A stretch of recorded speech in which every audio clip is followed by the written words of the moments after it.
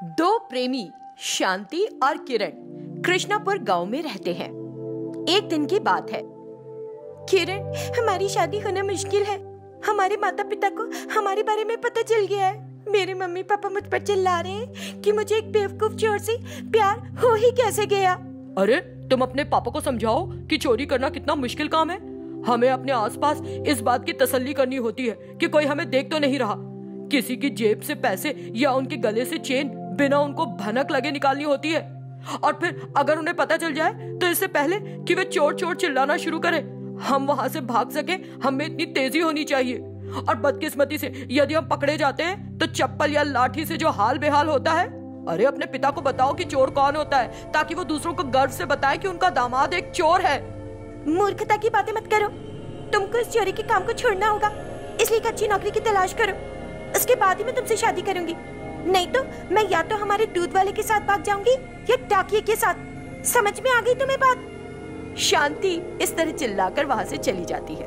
किरण एक बड़ा डाका डालकर उस पैसे से एक व्यवसाय शुरू करके अपने जीवन में बसने की सोचने लगता है। वो सोचता है कि इस तरह वो शादी कर सकता है।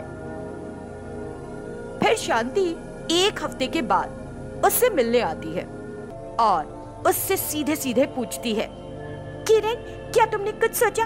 क्या करोगे? हाँ, मैं इधर उधर चोरी करने के बजाय तुम्हारा ही घर लूटकर अमीर बन जाता हूँ। तुम्हारे पापा का पैसा शादी के बाद उनकी बेटी ही तो इस्तेमाल करेगी। तुम्हारा दिमाग खराब हो गया है क्या? मैं अपने माता पिता की इकलौती बेटी हूँ और सारी संपत्ति मेरे पास ही आनी है। देखो, इस अखबार को पढ़ो। किसी चिदानंद स्वामी ने एक महिला को वरदान के रूप में सुनहरे बाल दिए हैं। उन बालों से वो अमीर हो गई, लेकिन अमीर होने के बाद भी वो गरीबों को 1 रुपया भी दान नहीं कर रही। अगर हम ऐसे बुरे लोगों का पैसा चुराए तो पाप नहीं लगेगा और हम अमीर भी हो जाएंगे। हाँ, ये अच्छा सुझाया तुमने।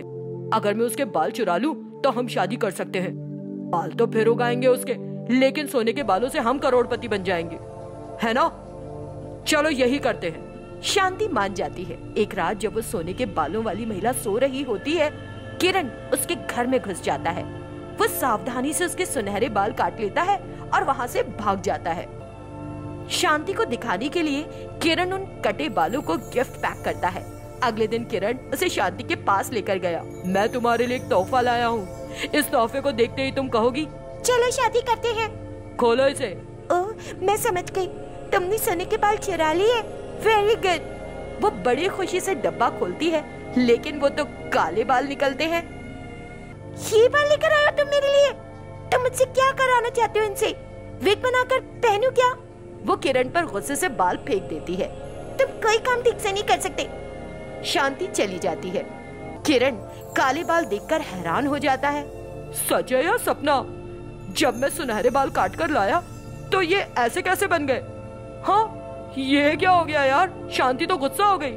वो उन बालों को उठाकर अपने सिर पर रखता है और ये क्या, उसके खुद के बाल सोने के बालों में बदल गए। लेकिन उसे इस बात का पता नहीं लगता। घर पहुंचने पर वो खुद को कोसते हुए आईने के सामने खड़ा होता है। वो अपने सोने के बाल देखता है और हैरान हो जाता है। उसे कोई चमत्कार लगता है। अब समझ में आया। जैसे ही ये बाल दूसरे के बालों को छूते हैं तो दूसरे के बाल भी सोने में बदल जाते हैं। लेकिन ये बाल चोरी नहीं होने चाहिए, इसलिए पहन के रहूंगा और जब झड़ेंगे तो उतार कर बेच दूंगा। मजा आ गया। अपने सुनहरे बालों से वो 1 महीने के अंदर ही करोड़पति बन गया और एक बिजनेस भी शुरू कर लिया। तब शांति के पिता ने किरण के साथ अपनी बेटी शांति की शादी करवा भी दी और ये दोनों प्रेमी पति पत्नी बन गए और खुशी से रहने लगे।